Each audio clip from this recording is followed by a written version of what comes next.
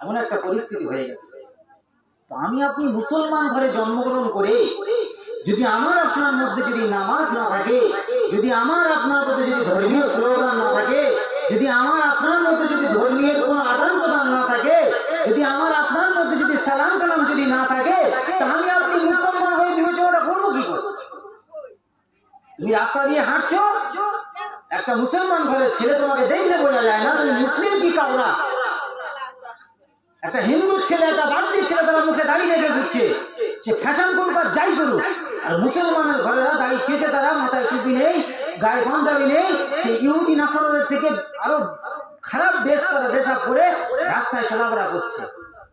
আমাদের আপনার সেই সমস্ত ব্যক্তিদেরকে কবরে রেখে কি করবে? যে মানুষটা মদ পান করছে, যে মানুষটা জুয়া খেলছে, যে মানুষটার নামাজ নাই, যে মানুষটা ধর্মের কোনো স্লোগান নাই, সারা বছর যে মসজিদে যায় নাই, এমনি হাদিস কোরআন সব জায়গায় লেখা আছে যে তাকে জাহান্নামে দেওয়া হবে। তা জাহান্নামে দেওয়া যখন দেওয়া হবে সব জানি আমরা, তো কবরে রেখে লাভ কি? এটুকু আমাকে আপনাকে চিন্তা করা দরকার যে আমার জায়গাগুলো আমরা ঠিক রাখবো, আমাদের মসজিদগুলো আমরা ঠিক রাখবো, সেটা তোমাকে তো আঁকড়ে ধরতে হবে। এত বড় একটা মহল্লা, 600 মানুষ বাস, 600 থেকে 1200 লোক বাস করে, মাথায় মাথায় 600 ঘর, 1200 মানুষ থাকে। মসজিদে নামাজ নিচের ফ্লোরে হবে না, উপরের ফ্লোর আবার করা হয়েছে যাতে লোক নামাজটা পড়তে পারে। তা 5 ওয়াক্ত নামাজ যদি 5 জন করে মসজিদে যায়, তা অত বড় মসজিদ বানিয়ে দিকে লাভটা কি? এই দিকটা আমাকে আপনাকে চিন্তা করতে হবে।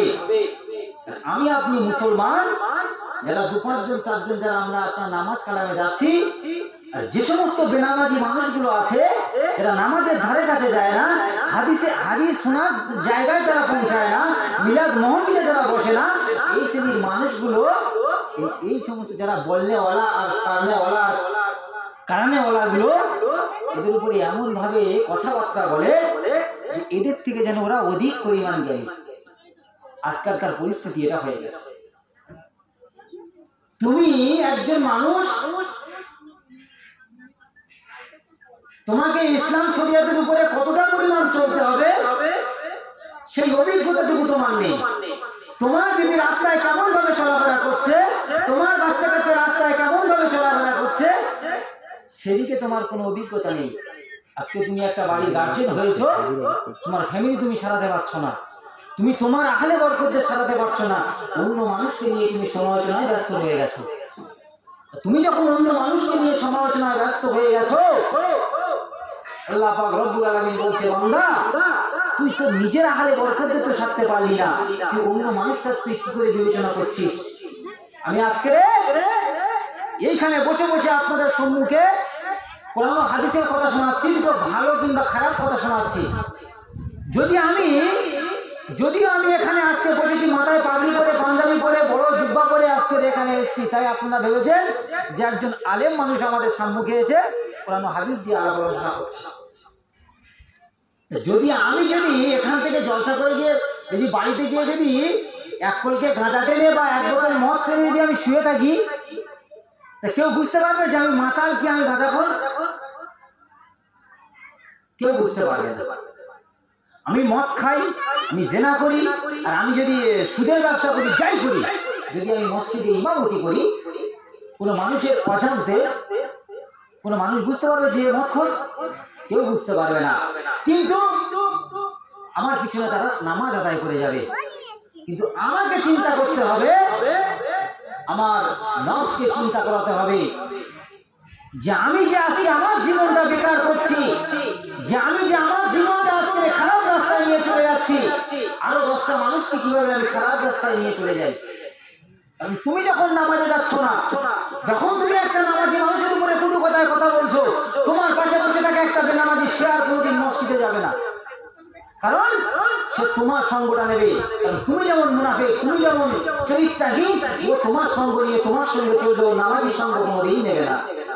এটাই আজকাল দুনিয়া পড়ে গেছে। তাই আজকে আমাদের থেকে আমাদের সম্পদ, আমাদের মান অপমান, আমাদের ইজ্জত সম্মান সব লুটিয়ে ফুরিয়ে যাচ্ছে। আজকে ফিলিস্তিনের মানুষেরা কি অপরাধ করেছে? আজকে ফিলিস্তিনের মানুষেরা কি অন্যায় করেছে, আজকে ছোট্ট ছোট্ট বাচ্চারা তারা কি অন্যায় করেছে, আজকে তারা লাঞ্ছিত হচ্ছে, বঞ্চিত হচ্ছে, মার খাচ্ছে, খুন হচ্ছে, মারা হচ্ছে, কি না পরিস্থিতি হচ্ছে। আমার বাপ অন্যায় করেছে, একটা 6 বছরের একটা 5 বছরের শিশু, সে কি অন্যায় করেছে? তাহলে আমাকে আপনাকে চিন্তা করা দরকার, চিন্তা করতে হবে। যদি দুনিয়ার বুকে খারাপ কিছু করে যাই, যদি সেটা যদি আমার উপরে না আসে, যদি আমার জায়গায় যদি না আসে, তো সেটা অন্তত আমার সন্তানের উপরে বলো, আমার বিবির উপরে বলো, আমার ভাইয়ের উপরে বলো, কারোর উপর না কারোর উপর যাবে। অন্তত তোমাকে পা ফেলতে হবে, ঠিক সেই জায়গা মতো করে পা ফেলে চলতে হবে, যাতে তোমার ব্যবহার করে, তোমার চলাফেরাতে অন্য কোনো মানুষ না কষ্ট পেয়ে থাকে। আপনি নামাজ পড়ছেন, নামাজ সেরে এসে আপনি ফজরের নামাজ, সকালবেলা আপনি ফজরের নামাজটা প্রথমে আপনি আদায় করছেন, নামাজটা পড়ে আপনি দোকানে গিয়ে বসছেন, ওই নামাজ পড়ে আপনি দোকানে বসে মাথা থেকে এখনো পর্যন্ত আপনি টুপি খুলতে পারছেন না, টুপি খুলতে পারলেন না, তার মধ্যে আপনি অন্য একটা মানুষের সমালোচনা নিয়ে ব্যস্ত হয়ে গেল।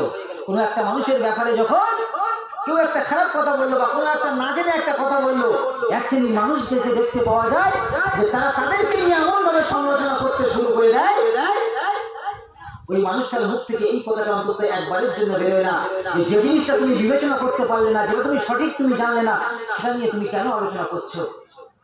বলছে যে একটা জেনাগারির থেকে একটা গীবত কারণওয়ালার 1000 গুণ গুণা বেশি। যদি কেউ গীবত করে, কারণ নিয়ে যদি সমালোচনা করে, এই জেনাকারীর থেকেও কঠিন গুণা তার নামে আমাদের আল্লাহ পাক রব্বুল আলামিন লিখে দেবে। তা আমাকে আপনাকে অন্তত চলা দরকার।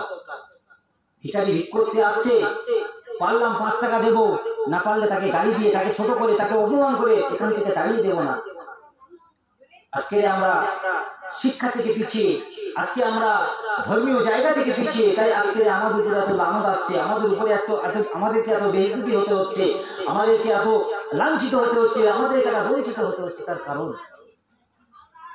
আজকে দেখো শিক্ষার যে পরিস্থিতি, শিক্ষার যে পরিণতি হয়ে গেছে, আজকে আমার আপনার ছেলেগুলো যে ভবিষ্যৎ জীবনে আমরা কিভাবে আদর পথ দেখাবো, সেটা যদি আমরা ভাবি, তো আমার আপনার চিন্তাটা অনেক গভীরে চলে যাবে। সেই দিকটা অন্তত আমাকে আপনাকে লক্ষ্য রাখতে হবে।